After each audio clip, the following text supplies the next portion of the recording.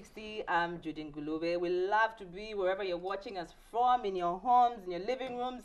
It's a Sunday, and you know what that means. Now, today we are talking feminism and reality. We're going to zero in on the issue of women in male-dominated careers and how that is going. There's a lot of views when it comes to such issues via social media, the women who are in those careers themselves, the people who are supervising those women in those careers, the men who are in those careers. So there's going to be a whole lot of talk in regards to this and what we are facing in reality when it comes to feminism. Be part of our show. Remember, you can get us via Facebook, like the page Woman360, and give us your thoughts.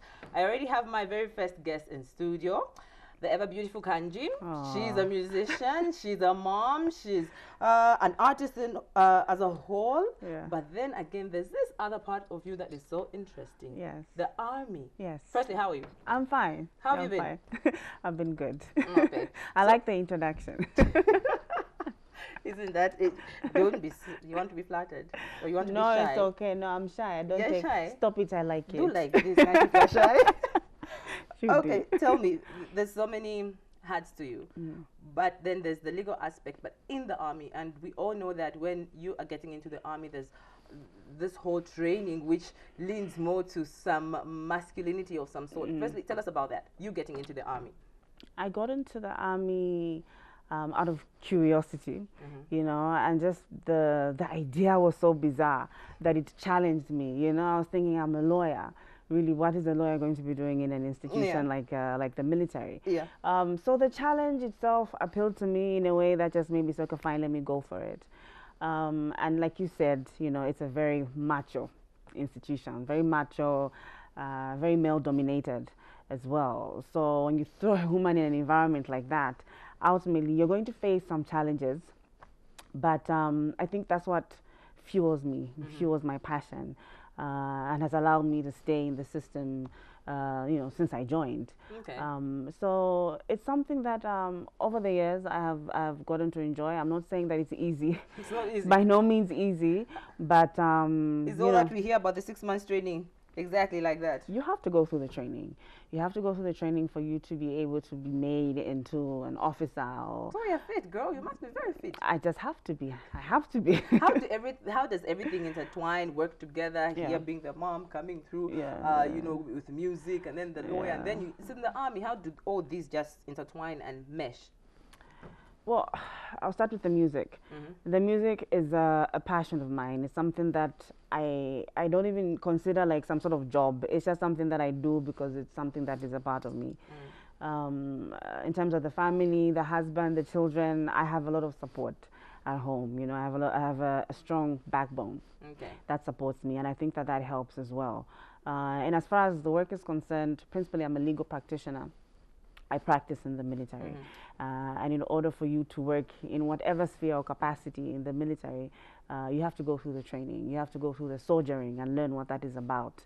And that is something that I had to go through. Okay. So when you hear a woman in a male-dominated career, what first pops up in your mind?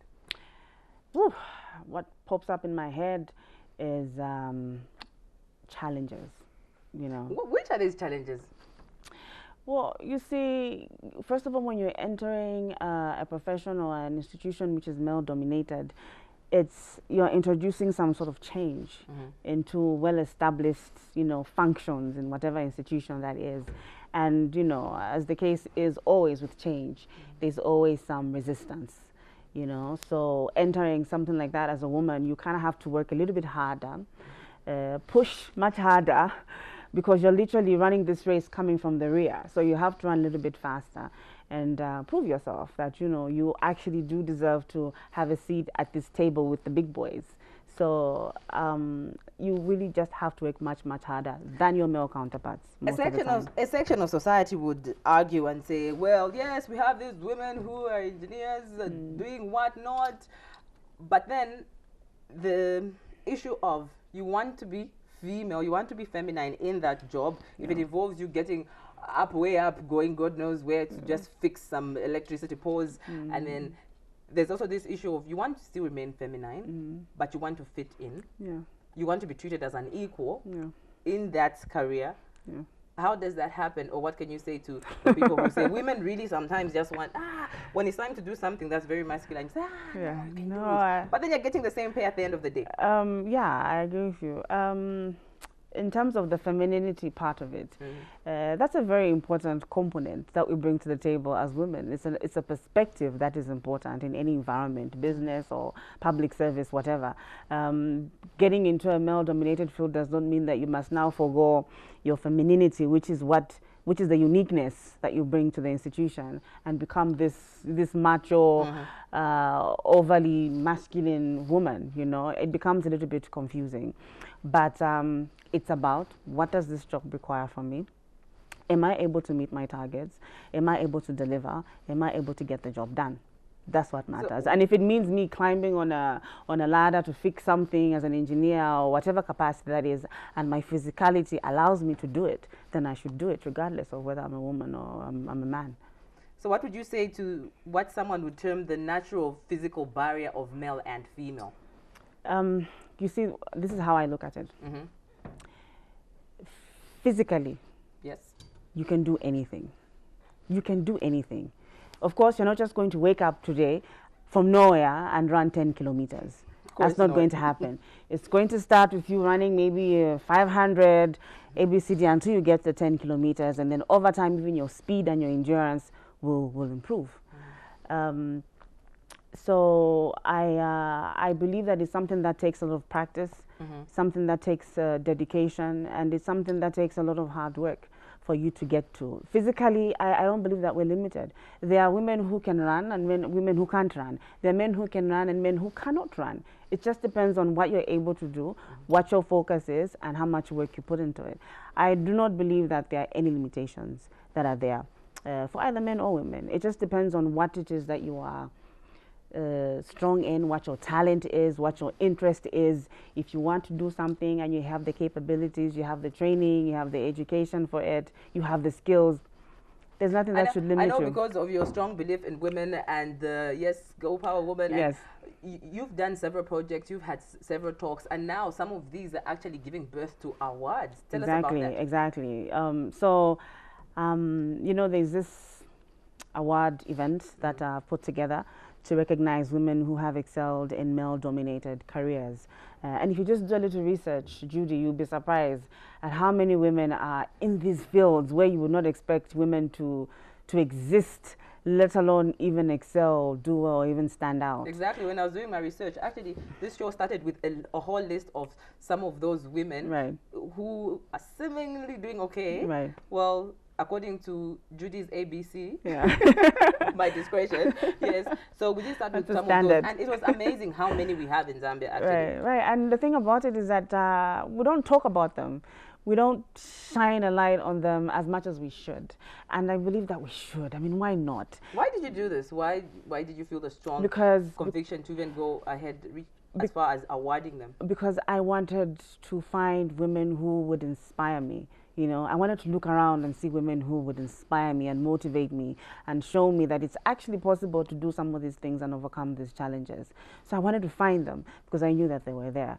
And you know, there are names that we know that are very mainstream that we are aware of. What I wanted, what I was more interested in, is finding women who may not necessarily be known, so that we add to the voices of the women that are already there. There's this notion of women don't work together. So who's holding a sister's hand when it comes to this project? You are, aren't you? Of course. No doubt for me. I know you're holding me down. Yeah. So who else? So we have a lot of partners on board. We have Trade Kings, we have Manzi, we have Stout One, we have even the Zambia Army itself has come on board to support us. Joe of Africa, Zambia Boys, just to mention about a few of these guys who are on board and supporting us. We have Home Renaissance magazine. Wow. Everybody is just how was the process of you just going through to talk to all these? How willing were they? Did you need so much convincing, or it was? Well, you know how it is when you're speaking to corporates and it's a new idea, it's something that they've never heard of. The good thing is that they bought into the vision. You know, it made so much sense that, okay, you know what, these women exist and they deserve a platform where they can be celebrated. And, you know, with the conversation on affirmative action being so big right now, a lot of the partners were for the idea of jumping on board and adding their voice to this thing. Okay. Yeah. Well, Kanji, it's been Great having you. Thank you so much. At least we've done some catching up. Very nice. Thank you for coming through. Thank you for having me. Okay. If you thought you started on a low and you want to reach that high, you've got to listen to her. Join me on the other side.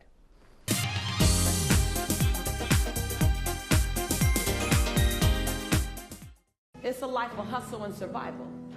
I remember when my ninth grade teacher asked me, Lisa, what do you want to be when you grow up? And see, I have to fight the Harlem Crip 30s every day to get home from school, so I looked at her and said, alive. I took an English class, I got a fail in English. And my English teacher said in front of the entire class, Lisa, you have to be the weakest writer I've ever met in my entire life. Don't worry, my story ends good. Don't feel sorry for me. I got 7 under my belt. And then the same year, my speech teacher said, after giving me a D-, I knew I had an A in speech. Like, come on. He obviously didn't agree with me. He gave me a D- and said, quote unquote, Miss Nichols, I recommend you never speak in public, that you get a desk job. So here's the beauty of that story. Other people's perception of you ain't none of your business. Everything you've ever been through, sat through, rose through, cried through, prayed through, everything is a setup for your next best season. And the way you forgive the perceivingly unforgivable, the way you love the perceivingly unlovable, the way you accept what seems to be unacceptable, the way you embrace after you've been betrayed, the way you do that is the way you will lead us. Your light belongs to everyone who'll be illuminated because you were bold enough and obedient enough to let your light shine. Yes, yes? Yes, yes? And every time you cross someone's path and they can't handle your light, you know those people that they try to give you reasons why you should tone it down a bit. That they would tell Cheryl not to sing so loud. Right, right, right. They would tell me to shut up in class. They tell you you're kind of strange. You know those people. Dream snatchers, vision busters. Don't be mad at them. They can only love you to the capacity in which they're able to love themselves. Don't be mad at them. Don't be mad at them. Pray for them. Love them. Because they're dealing with themselves like we're dealing with us. But I want you to remember that your 70 watts has to be turned way up. Because you got way more to give us. It ain't over yet. Don't put a period where God put a comma. And when you turn it up to 159 watts, you know, you keep turning it up. You stop dimming your light. You say, today is the first day of the rest of my life. You turn it up. You're going to find people that can't handle your light. And before today, you might have dimmed your light. You might have shrunk a little bit. You might have tempered it down a little bit. But after today, I want you to see this. After today, turn the lights up. After today, you don't dare dim your light. As your light gets brighter, you're going to disrupt some people, and they're going to tell you your light's too bright, your light's too bright, your light's too bright, your light's too bright. Then you just look at them and say, well, I'm not dimming my light. I'm just going to hand you some shades.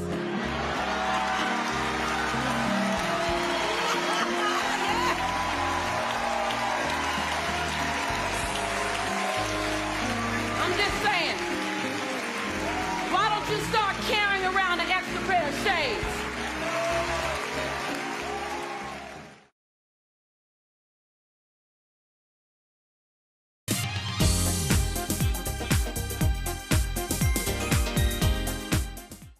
Thank you so much for still watching Woman 360. Be part of our conversation by going to our Facebook page, Woman 360. Like it and give us your thoughts. Our issue of discussion today is feminism and reality. And remember, we are zeroing in to females in male-dominated careers, what goes on there. Is it really that challenging? Who really is bending more when it comes to these women in the male-dominated careers? I have just been talking to Kanji. She is a lawyer in the army. She went through the training of the 6 months. She told us about that and how she has to be in a male-dominated career. But then we cannot talk about careers without the human resource. And just to balance it out, I had to get male and female. Least you tell us that we are biased. So in studio, we have Dr. Kelvin Sokoni. He's going to tell us more about what his consulting firm does and where he's coming from as well. And we have Eve Mlenga Malama. She is also an HR personnel. So how are you? And thank you so much for coming through. Thank you. Thank you for having us here. Okay, so since you are the only man here and you're sandwiched between us, we'll start with you. How nice. Oh yeah, so my name's Dr. Kelvin Moyo Sokuni, as already introduced. Yeah. I run KSM Group, which is a company of 4 companies. Yeah. One of them is HR Consulting, which is KSM Management Consultants. I also run Fast Date Managers. We collect dates for different banks and companies. I also run a real estate company called Jalit's Properties. I also recently incorporated a new company called SalesLink. We are a sales outsourcing outfit. So technically that's where I'm coming from. I've been in HR for over 20 years. I've worked for different companies, ZRA, MTN, Donovan Zambia, Barclays Bank as HR director. Okay. And so now I'm doing consulting. Ah, very interesting. That's the wealth of information and the wealth we need right now. Eve, Yes. Consulting. Judy, I run a company called Legacy Recruitment. Okay. So I'm specialized in recruitment and training. Okay. Yes. So these are the 2 people I'm going to be talking to as we dwell into this. Let's start from this one. When you hear a female in a male-dominated career, what first comes to your mind? Anyone can take this. I won't be asking you the same question. So. Okay. Yeah. First of all, there's already a disparity there, meaning there's some dominance in the other side, and then you are fitting in a female in that dominancy. And I don't know really where this dominance is coming from. Is it perception from people? Is it coming from origin, man being the head of the house and therefore he's dominating everything? I don't want to sound like a pastor, but man was already given a role by God to lead. And there's been discussion that actually the role of a man is actually out in the field and the role of the woman is in the house. But over time, we've seen that there's been a change, that a woman has taken that role of also being a breadwinner. But I must say that that has brought some good things and some serious bad things. The way he says some serious bad things. Eve is laughing. She's going to have to tell me why she's laughing so hard.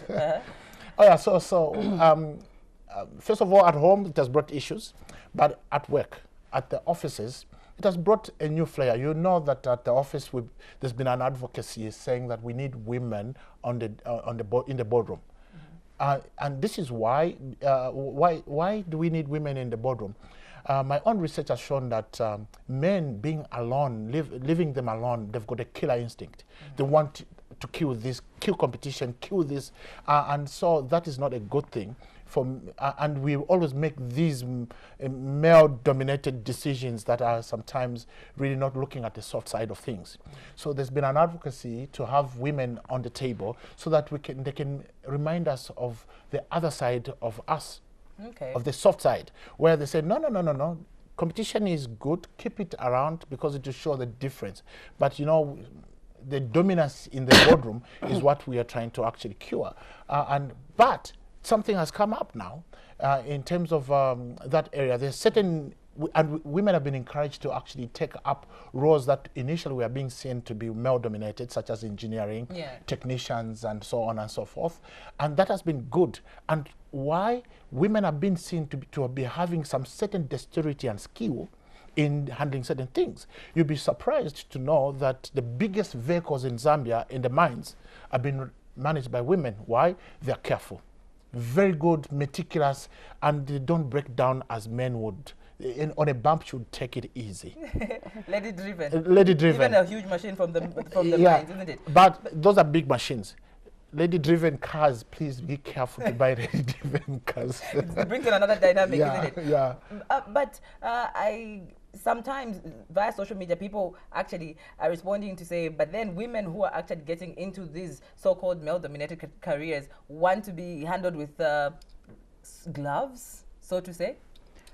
No, I disagree with that. I think we just want to be handled the same way a male figure be handled, because we've done the same job, we're doing the same job, we're getting the same pay, and we've studied the same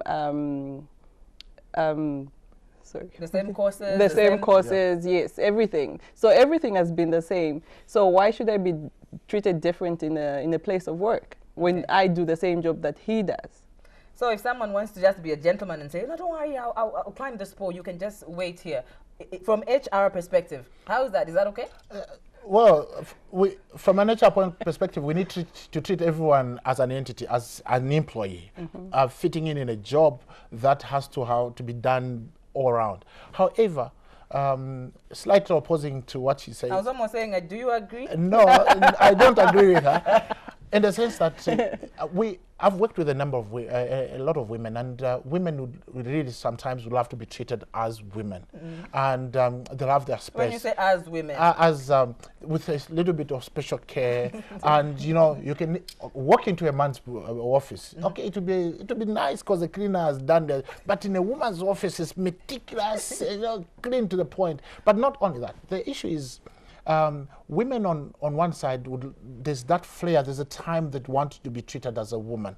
And one question that pops up always is that, surprisingly from an HR point of view, we hear complaints from female employees who complain to be reporting into a female boss. And the question is why? They say they're strict. And we say, why are they so strict? Seemingly, there seems to be some bad egg between the female supervisor and the female subordinate. Do I sense that there's some manipulation when it's the opposite sex?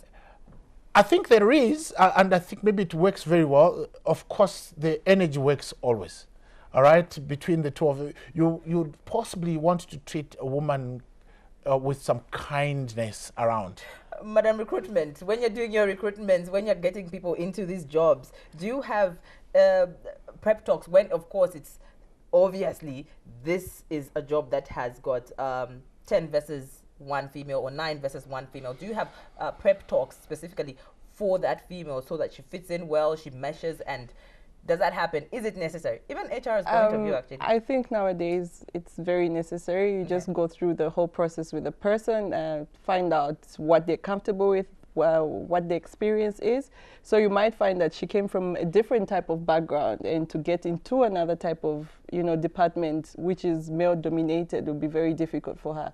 So I think it might be easier for them to just get that prep talk and just be prepared for that type of environment. Okay.